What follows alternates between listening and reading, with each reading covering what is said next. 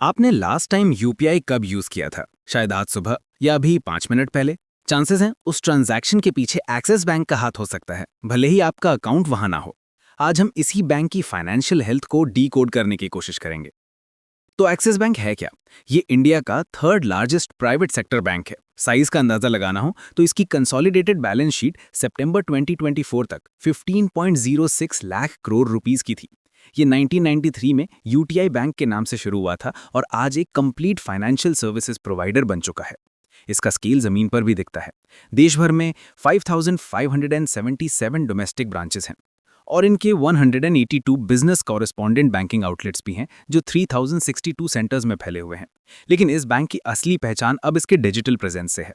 ये UPI pair PSP space में number 1 position पर है, जिसका मार्केट शेयर लगभग 31% है।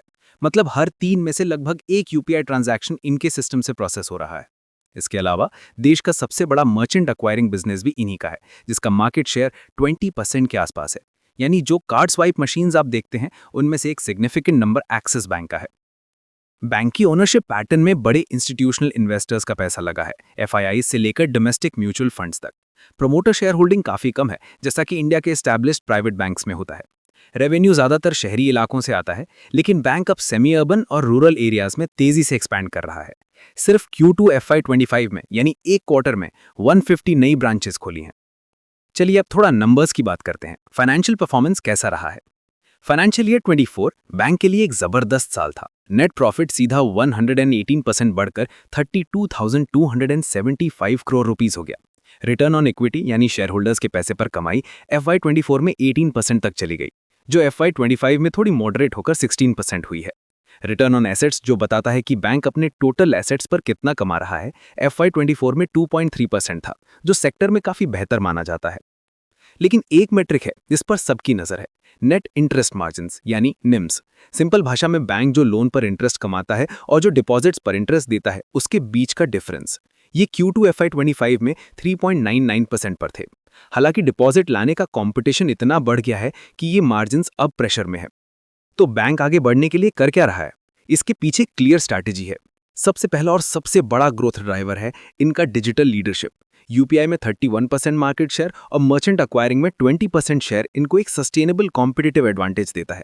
इससे फी इनकम भी स्टेडी रहती है। दूसरा है रिटेल बैंकिंग का एक्सपेंशन। रिटेल लोन पोर्टफोलियो साल दर साल 15% बढ़कर 5.99 लाख करोड़ रुपीस हो गया है। बैंक के टोटल लोन्स का 60% अब रिटेल से आता है। इसमें भी पर्सनल लोन्स 23%, क्रेडिट कार्ड्स 22% और स्मॉल बिजनेस बैंकिंग 23% की रफ्तार से बढ़ रहे हैं। तीसरा पिलर है ब्रांच नेटवर्क का एक्सपेंशन। जैसा मैंने पहले बताया, 150 नई ब्रांचेस एक क्वार्टर में खोलना, खासकर सेमी अर्बन और रूरल मार्केट्स में, एक अग्रेसिव स्ट्रैटेजी है।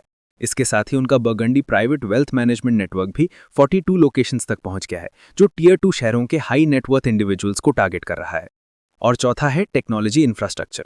बैंक अपनी टोटल ऑपरेटिंग एक्सपेंसेस का लगभग 10.2% आईटी और डिजिटल जर्नीज पर खर्च कर रहा है। इनका mobile app access mobile Google Play पर 4.7 की रेटिंग रखता है और करीब 15 मिलियन मंथली एक्टिव यूजर्स हैं। अब हर कहानी के दो पहलू होते हैं, ग्रोथ है तो रिस्क भी हैं। सबसे बड़ी चिंता है एसेट क्वालिटी। ग्रॉस स्लिपेजेस यानी वो लोन्स जिनकी डिफॉल्ट होने का रिस्क बढ़ गया है, वो Q2 FY26 में बढ़कर 5,696 करोड़ रुपीस हो गए, जबकि पिछले साल इसी क्वार्टर में ये 4,443 करोड़ थे। ये इंक्रीज ज्यादातर अनसिक्योर्ड रिटेल पोर्टफोलियो से आ रहा है, मतलब पर्सनल लोन्स और क्रेडिट कार्ड जैसे सेगमेंट्स में स्ट्रेस दिख रहा है। दूसरा रिस्क है मार्जिन कंप्रेशन। बैंक के net interest margins Q2 FY26 में गिरकर 3.73% हो गए। इसका मेन रीजन है rising cost of funds. Deposits attract करने के लिए ज्यादा इंटरेस्ट देना पड़ रहा है और ये बैंक के प्रॉफिट मार्जिन्स को स्क्वीज कर रहा है। इसके अलावा रेगुलेटरी स्क्रूटनी भी है। आरबीआई ने हाल ही में एक एडवाइजरी दी थी, जिसके चलते बैंक को 1,231 करोड़ की स्टैंडर्ड एसेट प्रोविजंस करनी पड़ी हैं। और आखिर में कंपटीशन, फिनटेक प्लेयर्स और दूसरे बड़े बैंक से प्रेशर कांस्टेंट है। तो इन चैलेंजेस के बावजूद एक्सिस बैंक के पास ऐसे क्या कॉम्पिटिटिव एडवांटेजेस हैं जो इसको अलग खड़ा करते हैं? इनका digital ecosystem, strong brand recognition, branch और डिजिटल चैनल्स का कॉम्बिनेशन और सोफिस्टिकेटेड रिस्क मैनेजमेंट सिस्टम्स इनके कोर स्ट्रेंथ हैं। अब आते हैं वैल्यूएशन पर। As of October 2025, Axis Bank का पीई रेशियो यानी प्राइस टू अर्निंग्स रेशियो 14.7 के आसपास ट्रेड कर रहा है। इसका प्राइस टू बुक रेशियो 2.1 है। अगर इसको HDFC बैंक या ICICI बैंक से कंपेयर करें, जिनकी पी रेशियोज 22 और 21 है, तो एक्सिस बैंक एक डिस्काउंट पर ट्रेड करता है। मार्केट इसकी एसेट क्वालिटी और ग्रोथ की सस्टेनेबिलिटी को लेकर थोड़ा कॉशियस है, इसीलिए ये डिस्काउंट देखता है। डिविडेंड की बात करें तो यील्ड सिर्फ 0.08% है। इसका मतलब साफ है, बैंक प्रॉफिट्स को री इन्वेस्ट कर रहा है, ग्रोथ के लिए, ना कि शेयर होल्डर्स को डिविडेंड देने में। बैंक के आगे का रास्ता कैसा दिखता है? आने वाले 3 से 5 साल में डिजिटल ट्रांसफॉर्मेशन पर लगातार इन्वेस्टमेंट इनकी एफिशिएंसी बढ़ाएगा। सेमी अर्बन और रूरल मार्केट्स में एक्सपेंशन से मार्केट शेयर बढ़ने की उम्मीद है और फी इनकम इनकी डिजिटल बिजनेस से आती रहेगी। लेकिन सक्सेस इस बात पर डिपेंड करेगा कि बैंक अपनी एसेट क्वालिटी को कैसे मैनेज करता है, डिपॉजिट्स कैसे लाता है और टेक्नोलॉजी में आगे कैसे रहता है। इन्वेस्टर को क्या मॉनिटर करना चाहिए?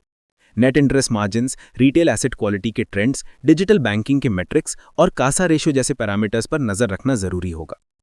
तो आखिर में एक्सिस बैंक की स्टोरी एक ऐसी कहानी है जिसमें इंडिया के डिजिटल बैंकिंग ट्रांसफॉर्मेशन और फाइनेंशियल इंक्लूजन का पोटेंशियल है। बैंक के पास स्ट्रॉन्ग डिजिटल कैपेबिलिटीज हैं और एक्सपैंडिंग नेटवर्क भी है, लेकिन इसके साथ ही एसेट क्वालिटी के ट्रेंड्स और मार्जिन प्रेशर पर भी उतनी ही गहरी नजर रखनी होगी। ये उनके लिए एक इंटरेस्टिंग केस स्टडी हो सकती है, जो इंडिया की फाइनेंशियल जर्नी का हिस्सा बनना चाहते हैं, लेकिन पूरी जानकारी और समझदारी के साथ।